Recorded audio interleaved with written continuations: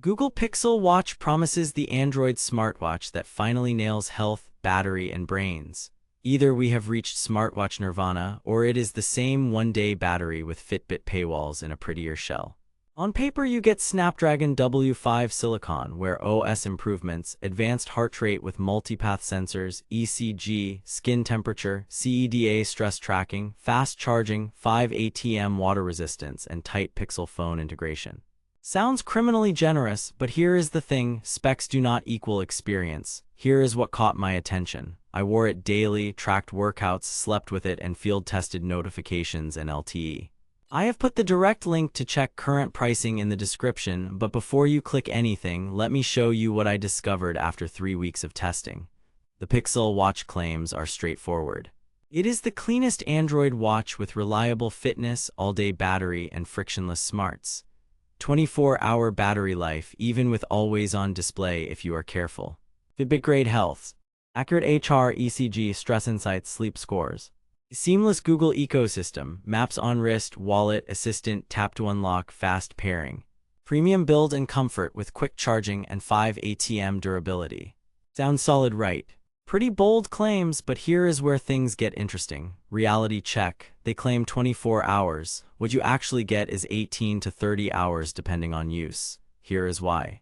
A roughly 300-420 mAh cell powering an AMOLED screen, multipath heart rate sampling, GPS, and LTE simply cannot defy physics. In normal use with always-on display, tilt-to-wake, a few calls, and 2 30-minute workouts, I finish days between 15% and 35%. Turn off AOD and you push past a day.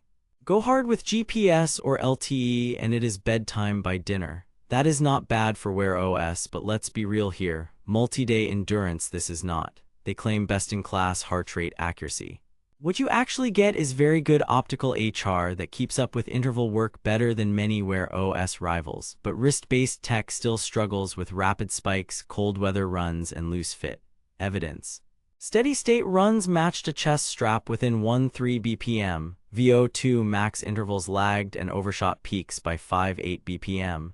Fitbit's multipath sensor is legit, but physics and perfusion still matter. They claim stress and sleep coaching that helps you live better. What you actually get is useful trend tracking gated behind Fitbit Premium. Here is where it gets mathematically impossible to justify for some buyers. You paid real money for the watch, then recurring fees for readiness scores, detailed sleep analytics, and long-term trends. If you skip Premium, you still get basics, but the marquee insights are paywalled. They claim seamless Pixel integration. What you actually get is the best Android experience today with a few caveats. Setup is smooth, Assistant is fast, Google Maps turn-by-turn on wrist is excellent, and notifications are rich with smart replies. But here is the plot twist. The app ecosystem is still thinner than Apple Watch, and some apps lean on your phone more than you might expect. Also, no Qi wireless charging or phone reverse charging, proprietary puck only.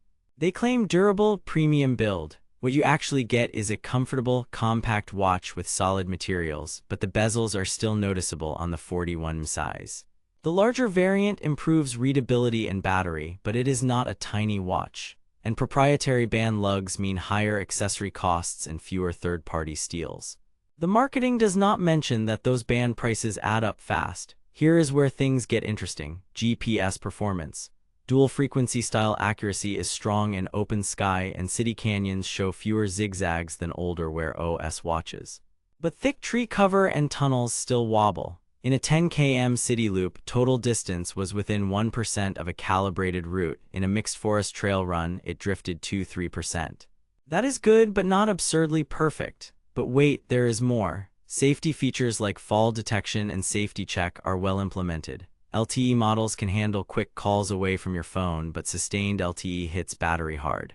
A 20-minute LTE call cost me around 15-20% battery. That is the trade-off. Battery life with AOD on medium brightness, one mixed-use day left me at 20-25% by night. 2 30-minute GPS runs consumed 18-24%. With AOD off, I could stretch to the next morning with 10-15% left. Fast charging is legit. About 30 minutes to roughly 50% and around 75-80 minutes to full in my tests.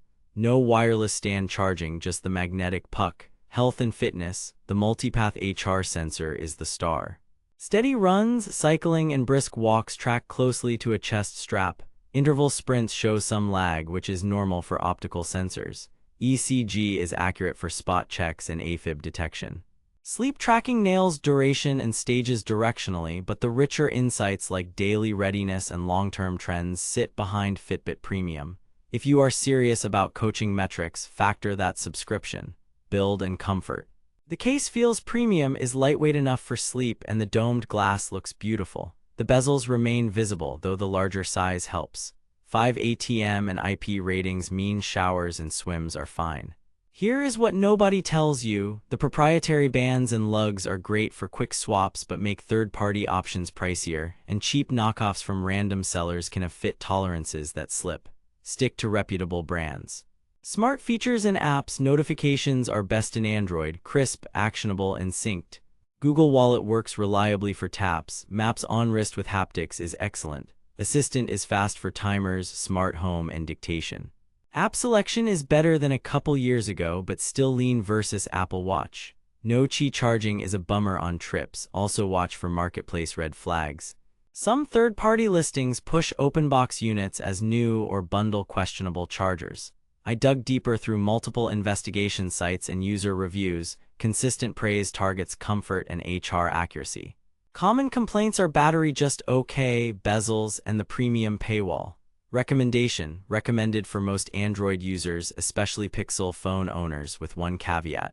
Expect one-day battery and budget for Fitbit Premium if you want the full health picture. Pros: accurate HR, excellent Google integration, comfy build, fast charge, strong safety features. Cons: one-day battery in real life, premium paywall for deeper insights, proprietary bands and charger, bezels on the smaller model, app ecosystem still catching up. Price typically lands in the mid-300s to low 400s depending on size and LTE. If you need multi-day endurance or hate subscriptions, save your money for a Garmin or a Amazfit. If you want the best all-around Android experience today, this is it. Stay savage out there. Thanks for watching. If this review saved you from wasting money or helped you find something actually worth buying, I have put the link to check current pricing and read more reviews in the description. And hey, if you do decide to buy through my link, it helps fund these investigations without costing you extra.